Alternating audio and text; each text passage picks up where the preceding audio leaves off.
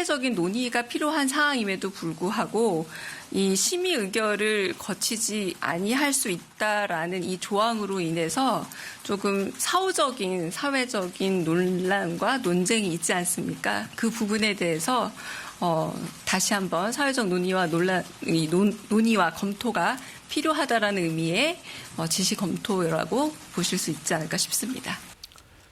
자, 일단 박진경 대령이 국가유공자로 지정된 내용 잠깐 설명드리면은 박 대령은 제주 4.3 사건 직후인 1948년 조선경비대 구연대장을 맡아서 공비소탕 작전을 지휘했습니다. 그러다가 부임 한 달 즈음에 이 남로당 지령을 받은 것으로 알려진 부하들에게 잠을 자던 중 암살당했는데요. 군은 1950년 박 대령에게 을지무공 훈장을 추서했습니다. 이 훈장은 전시나 이에 준하는 비상사태에서 전투에 참여해서 뚜렷한 무공을 세운 자에게 수여하는 훈장입니다. 그리고 75년이 지난 올해 10월에 박 대령 유족은 이 훈장 수운이 있으니까 그것을 근거로 박 대령에 대한 국가유공자 지정을 신청했고 서울 부무지청이 이를 승인해서 과정이 이루어졌는데 이후에 4.3 단체를 중심으로 4.3 사건 학살 책임자를 국가유공자로 인정했다라면서 강한 반발이 있었고 그래서 지금 등록 취소 검토 지시까지 대통령이 내린 상황인데 지금 유공자 지정이 취소되려면은 그 훈장부터 취소돼야 되고 절차가 좀 복잡할 텐데 일단 공적이 사실인지 아닌지 이걸 판단할 당시 기록이 없다고도 하고요. 전 의원님 생각에는 이게 어떻게 처리되는 게 혹은 처리됐던 게 맞았다고 생각하시는지요? 실제로 검토 지시가 내려온 만큼 네. 여러 가지 방안들을 다 강구해야 될 것 같습니다.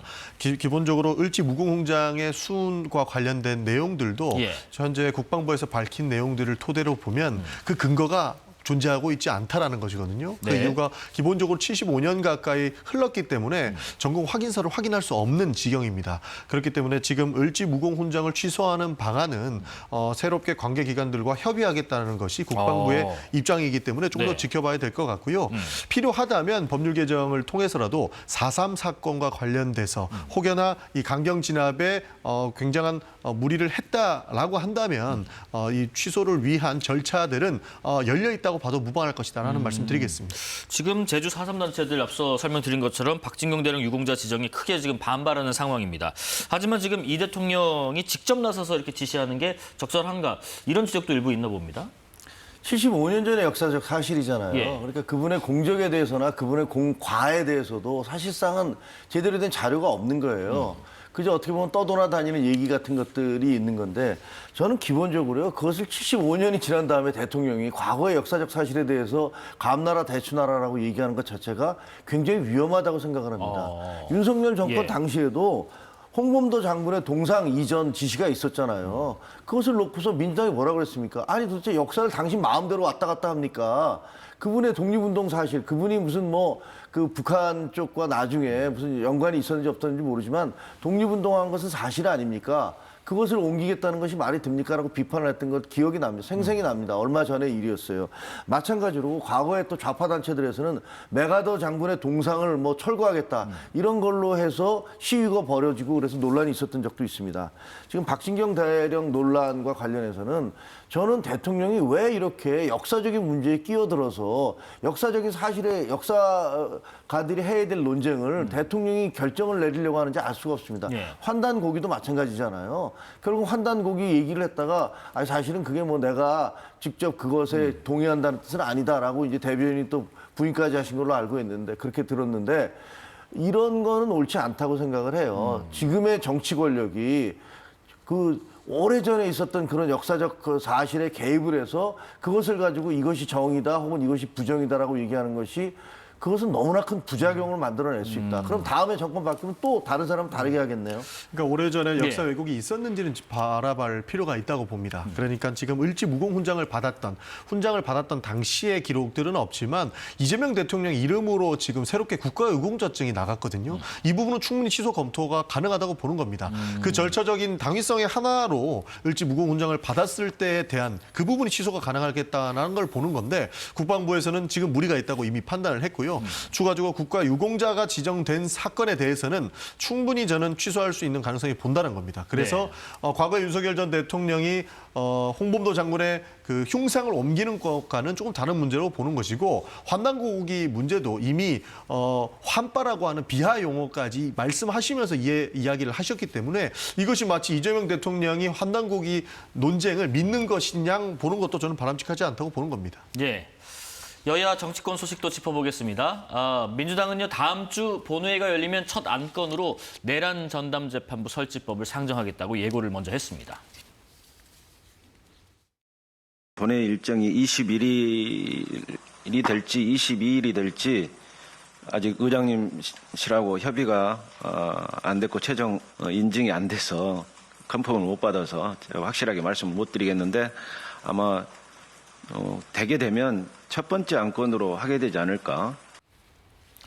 자, 이 첫 번째 안건이 되려면은 그 당내 어떤 의견 좀 정리가 좀 필요하지 않을까 싶었는데, 앞서 말씀드린 것처럼 조금 전에 그 설명드린 대로 내용이 들어왔죠. 우선은 그 내란 전담 재판부 이 법안을 2심부터 적용하기로 하고, 또 이 기존의 그 판사 추천위를 애초에는 뭐 헌법재판소장이랄지 법무부 장관이랄지 외부 추천이랄지는 구성해서 한다라고 돼 있었습니다만은 내부 추천하기로 했다고 하고요. 그렇다면 지금 위헌 논란이 해소됐다고 볼 수 있는지, 조금 전에 의총장에 있다가 오셨죠? 예, 충분히 위헌 논란이 해소됐다고 저희는 판단하고 있습니다. 예. 기본적으로 두 가지였습니다. 그러니까 판사가 법원 밖에 법원이 설치된 상태면은 특별재판부라고 해서 헌법상의 군사재판부만 둘 수 있게끔 되어 있기 때문에 해당 부분이 위헌이라고 했지 않습니까? 예. 그런데 그 판사의 임명권을 대법원장에 줌으로써 결국에는 전담재판부라고 하는 현행법상 위반이 아닌 상태를 만들 수 있기 때문에 위헌이 아니라고 판단을 했던 것이고요. 네. 두 번째, 혹시나 모를 외부의 세력들이 법원의 판단에 영향을 미칠 수 있다라고 하는 것이 위헌 논란 중에 하나였는데, 그 또한 충분히 해소를 한 부분으로 지금 외부의 개입을 없게끔 하겠다라고 저희가 방향성을 정했기 때문에 네. 지금까지 나왔던 위헌의 소지들은 없앴기 때문에 지금은 충분히 국민의힘에서도 동의할 수 있는 수준에 이르렀다는 말씀 드리는 겁니다. 그리고 예. 추가적으로 1심에서부터 적용을 하게 된다면 윤석열 전 대통령의 구속 기간의 만료라든지 실물 재판에 영향을 미칠 수 있는 부분도 2심 재판부부터 도입을 하기로 했기 때문에 충분히 그 위헌의 소지라든지 실물 재판에 영향을 미칠 수 있는 부분들을 제거했기 때문에 이제는 반대하실 이유가 없다는 말씀 좀 드리고 싶습니다. 이게 그 정청래 대표가 외부 로펌 법률 자문도 구했다라고 했었는데, 이 결과는 아직 공개 안 됐는데 혹시 의총장에서는 설명이 있던가요? 실제로 저도 의총하는 중간에 방송을 왔는데요. 예. 그 해당 부분에 대해서는 논의가 저는 되지 않았다고 보고 있는데, 전반적인 판단의 영역 이후에 네. 저런 방향성에 대한 제고를 했기 때문에 충분히 저는 이게 포함이 되었다라고 보고 있습니다. 그렇다면 국민의 입장에서는 이 부분이 수정이 됐기 때문에 수용이 가능한 부분인가, 위헌성이 해소됐을까? 그렇다면 이렇게 두 가지 부분을 좀 수정해서라도 추진한 부분은 어떤 영향을 받았기 때문일까 싶습니다. 근본적인 질문을 해야 되는데요. 네. 도대체 이런 법안을 왜 하려고 하는 겁니까? 처음에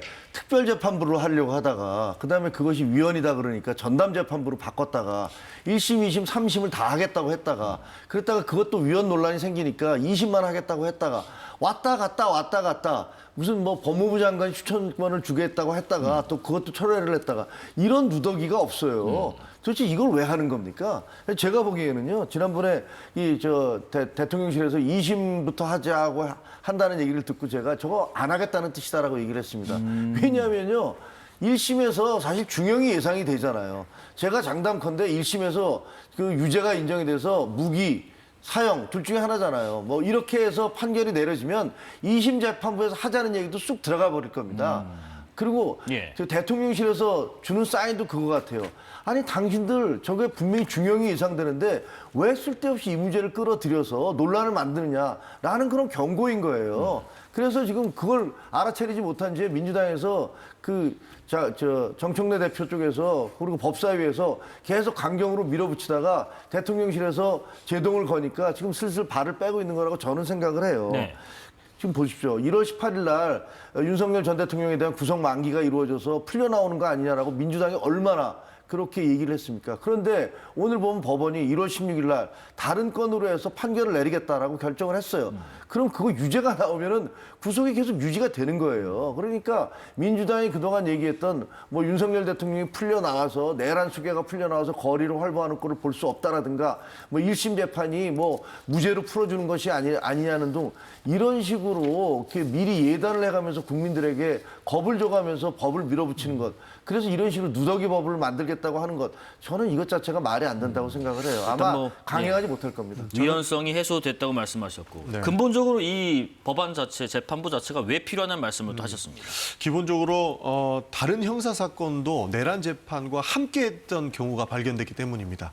내란 재판이라고 하는 것은 대한민국 민주주의의 근간을 흔들고 정말로 뿌리채 뽑을 수 있었던 일이기도 했습니다. 그러나 지금 재판부가 어떻습니까? 이 내란 사건, 이 중차대한 사건을 맡으면서도 다른 형사 사건까지 병합해서 보고 있었다는 겁니다. 그것까지 심리하고 있었다는 거예요.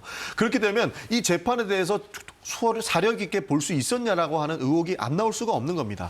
과거 이재명 후보에 대한 파기환송심도 논란이 됐던 것이 대법원에 올라갔을 때 며칠 만에 몇만 페이지나 되는 것을 읽어보기나도 했냐라고 문제 제기가 있었습니다. 지금 이 내란 재판도 마찬가지예요. 그렇게 많은 재판 내용들을 다른 사건까지 같이 보면서 제대로 읽을 수는 있겠냐라고 하는 의혹 제기가 있겠습니까?